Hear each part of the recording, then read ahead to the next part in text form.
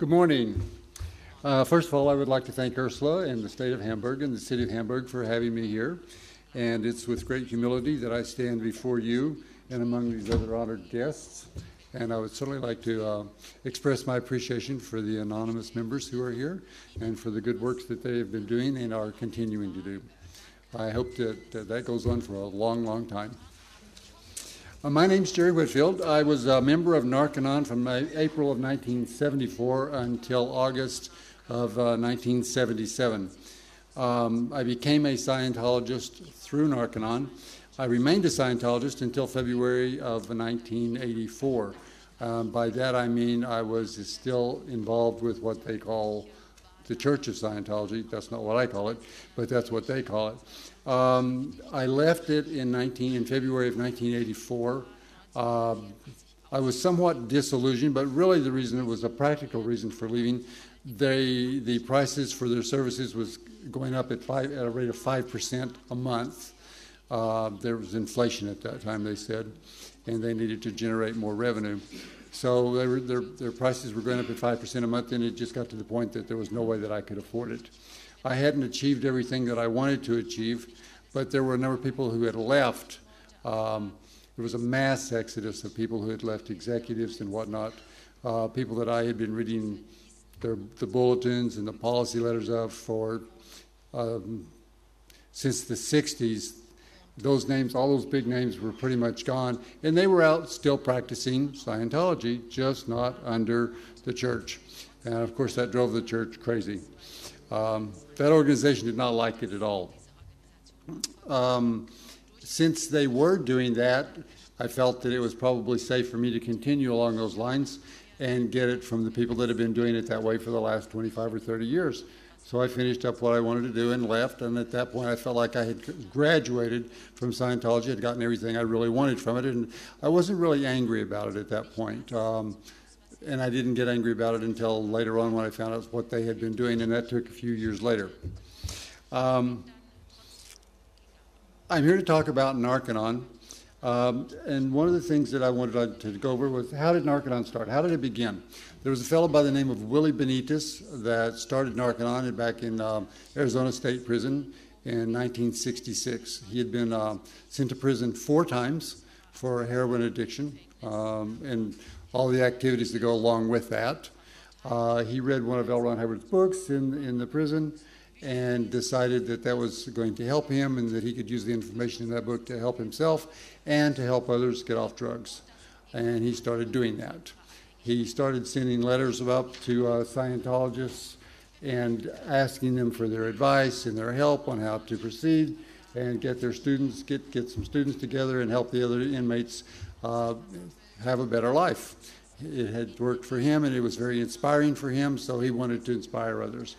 And Willie was the kind of guy that could inspire others. He was the typical kind of guy that if you ever met Willie, he could talk your leg off. He could really, he could sell you pretty much anything he wanted to sell you. You just didn't stand a chance. So he was quite a fellow. I had an opportunity to stay with him at his house for about a week one time, and there was a lot of things that I got to know about him. There was a rumor going around about Willie that when it came time for him to get out of Arizona State Prison, that he asked to stay in for another year because he wasn't through helping his fellow inmates. He wanted to stay in prison for another year beyond his sentence. I don't know if that's true or not. What I do know, though, that is true is that in 1978, a former executive director of Narconon US, Greg Zrovnik, very good friend of mine at that time and still today, said that while Willie was in prison that he wrote to the upper level of Scientologists and asked if they would come to the prison. And one Scientologist said, yeah, he would go to the prison, and he was one of like an OT or some such thing. And all of the inmates had read all these wonderful things about all these claims that a person could achieve in Scientology. So the inmates were wondering, how would this man appear? Would he just appear in front of them? Would he walk through a wall? How would he come? It was a little bit sobering for them when he had to walk through the gate like the rest of them did, and was escorted in by a prison guard. So the Scientologist was pretty much like the rest of us. He walked and talked and looked like the rest of us. After his release from prison in 1967, Willie wanted to do more with Narconon outside of the prison. And so he set up Narconon, and of course at that point, Mr. Hubbard did not, and neither did the other people involved in Scientology, the upper echelons of management of Scientology. They did not want him to do it on his own. So they sort of licensed his activities and said, you can do this, but we're going to be in control of it. So Willie was no longer really the president of Scientology. He was more of a spokesperson for Scientology. By that time, Hubbard had broken the law in many, many countries. He had left the United States. He had gone to England. He was being kicked out of England at that time also. He was being asked to leave. And he had to set up a massive public relations organization to deal with all the bad publicity that he had generated through the last 15 years or so.